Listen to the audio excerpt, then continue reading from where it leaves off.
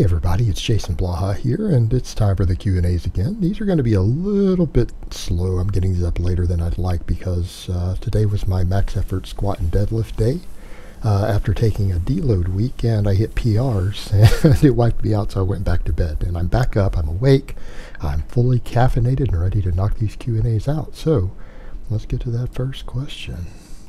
Alright. Jason, you were talking about genetic explosiveness. If you are someone who is not explosive and genetically better at grinding out high reps, will I get better results / hypertrophy that way? Also, does that relate to slow twitch versus fast twitch fibers? Thanks. No, not at all. Genetic explosiveness does have to do with having more fast twitch fibers than slower twitch fibers. But not really. Humans are all slow twitch dominant, meaning you have more than the average person, usually combined with slightly better neuromuscular efficiency, and those are genetic traits. But when it comes to muscle fiber distribution, this is one of these nonsense things that's being used in genetic testing, where people are being told, oh yeah, since you're slow twitch fiber dominant, which is pretty much everybody, that higher reps are going to build more muscle or give you more hypertrophy. Well, that's not true at all, because your slow twitch fibers have the least hypertrophy potential. You're trying to get up through the intermediate into the faster twitch fibers, and some of the ones immediately below the highest threshold fibers seem to be the ones that actually have the most potential for hypertrophy. So the problem is that getting to the fibers that actually can grow requires you to either lift very heavy or to do lighter weights to the point of fatigue. So in other words, it doesn't really matter how you get there. That's why when we say that there is no hypertrophy rep range, that's why the data shows it. You would expect that. If people who understand rate coding and how it actually works should have already been able to tell that that data was going to show that stuff. Like the research we've shown that there isn't a hypertrophy range is actually reality. It's based on how we would expect it to work. Like we would have expected that to be that way without studies, and should have known the hypertrophy range was kind of nonsense anyways, because ultimately recruiting the fibers that have the most muscle growth requires one of those two things to occur. And you can't just do high reps and make the muscle fibers grow that aren't particularly prone to muscle growth just because you're more dominant in those. It doesn't work that way. They don't really get much bigger. And if they did, even if they did, why would you expect high reps to get you there? You would expect marathon running to get you there if they actually were prone to it, because that's what's really going to fatigue those. You're never going to fatigue those fibers maximally with a 2-hour workout. It's just not going to happen. You know, you need to run for 10 hours to get there. That's just how it works. All right, next question. Hi Jason, what's your opinion on one peak set exercise nowadays? Considering you used to use it yourself, I quite like training like this personally, but was wondering your current take. You know what, I was doing that partially because I was dealing with so much other stuff that I don't want to get into, that it, first of all, it limited my gym time and everything else, and that was a factor. I had a lot of things going on, and so I gave that a try because hypothetically it should have worked. To just build a one peak set and get out of the gym, do some rest pause training, which I filmed a lot of, and a lot of people are like, oh man, you're lifting a pretty large amount of weight. And you know, people were somewhat impressed with some of it. I wasn't, because I still hadn't fully regained the strength that I had back in the UK when I was doing a lot more volume with my heavier weights. But I was doing that stuff, and to be honest with you, I felt like it got me nowhere. It got me nowhere. And there are people who stand by it. I don't think the science supports it that well. I always said, well, it should give you 70% of your gains, 80% of your gains. But in my experience, I don't feel that it worked very well. I don't feel that I got very much out of it. I don't feel that I got anywhere near the productivity that I'm getting out of my current style of training. When I went back to higher volume triples, and then switched over to concurrent training and back and forth between those, I feel like I got my best results. And ultimately what it comes down to is that it's just not possible to get maximum muscle growth out of one set, even doing the rest pause training and everything else.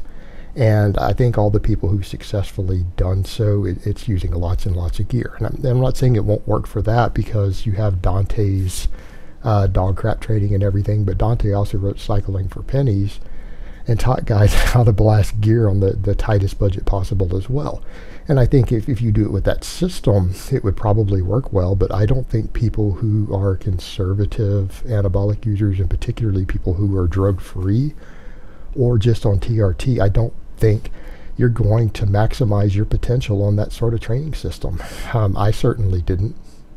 And I don't know many people who have, and I know guys who've got good results doing that sort of training, but they were all, using pretty decent amounts of gear. They were all fairly genetically gifted, things like that. So there was a lot of other factors at play. But in my experience, having messed with it, having used it, it's great if you have lifestyle circumstances that don't allow you to get into the gym with as much gym time as you might want, but I don't think it produces very fantastic results either. All right, next question. I was someone who could always do 20 plus pull-ups without stopping, but am worse at rep ranges lower than 5 with heavy weight. Do you know why? Because you just haven't trained that many really low reps. What people need to understand is that strength does transfer both directions, but it transfers better in one direction than the other. And what I mean is that if you train with really high reps, it will transfer to your low rep strength in your max. However, it will not transfer as much as the other direction does. Training really heavy will improve your higher reps better than your higher reps improve your lower reps. So if a person really was only going to train one rep range, they would get more out of doing lower reps if strength and performance was their overall goal. And I'm not saying higher rep ranges are useless, but ultimately you're finding exactly that. You're someone who can do 20 pull-ups without stopping. You start doing weighted pull-ups and find you're not that strong. But here's the other thing. You take a guy who can do really heavy weighted pull-ups, and I think you'll find he can crank out 20 pull-ups pretty easy too. So ultimately what it comes down to is lifting heavy is a skill. And if you want to get really strong and good at lifting heavy, you have to lift heavy. And this was something that was noted with the 20 rep squat programs out there too. The Widowmaker squats, everyone remembers those? They put size on you really well. They do make you stronger, but you don't get as strong doing those as you do just squatting heavy. Like the strength doesn't transfer that well. And if you're a really heavy squatter and you go and do Widowmakers for a while, and you get really good at them, you're going to come back and find that your squat has gone up very minimally as far as your maxes go, or your 3 rep max or your 5 rep max. And in some cases, it might have regressed until you retrain yourself to do low reps with heavy weight again with the new muscle mass that you gained. So ultimately what you have to remember is that size gives more strength potential, but it doesn't always guarantee you're going to get stronger until you actually develop the skill of lifting heavy with very low reps as well. All right, next question.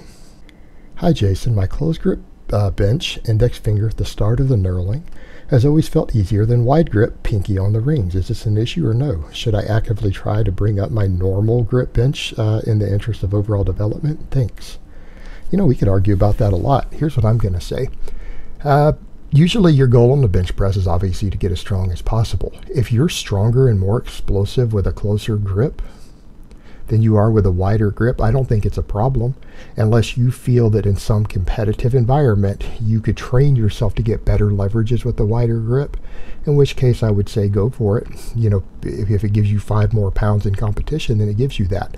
But if your goal is just general size and strength, and you are able to lift more with the closed grip is easier on your shoulders. The closed grip is in some ways easier to recover from. Like I said, it's easier on your shoulder joints, things like that.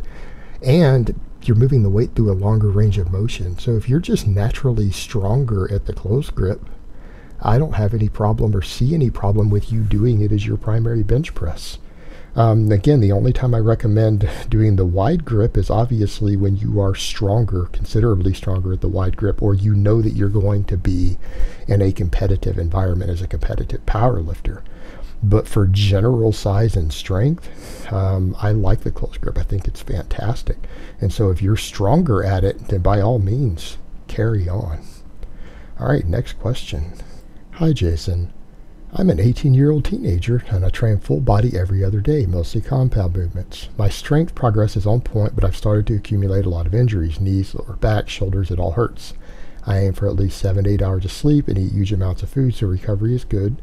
Do you have any advices? Yeah, brother, you need to figure out, first of all, which exercises are causing this or which variations of the exercises are causing this. If your knees are hurting, it's probably because you're squatting too heavy and not doing full range of motion, or you're using D-wraps. If your shoulders are hurting, it's probably because of internal rotation on your bench pressing, probably gripping way too wide on your bench press. There's all these different factors. You need to figure out, number one, what lifts you are doing that might be causing this, or maybe specific isolation movements that are causing it. Maybe you're doing hack squats, or you're doing leg extensions or something that's causing your knees to hurt. You need to figure out what exercises are causing this and fix it. Either rip them out of your program, or figure out what variations you're doing that are contributing to this, like maybe squatting too high. Secondly, you need to learn to deload. You're young, you're reaching a point to where you're getting connective tissue inflammation. Deload. Deloads are your friends. Every time you start to get this inflammation, it's time for you to take a week-long deload. I've outlined that in other videos. I've got a lot of information on it. You need to learn to use them because it sounds like you're accumulating a lot of things that are either purely from overuse inflammation, or they could be bad exercise selection or technique. But in the meantime, you need to deload no matter what. Deload and then assess your individual exercises. Alright guys, but that's really all I have to say on that today. I hope it's been informative, and I will talk to you guys next time in part 2.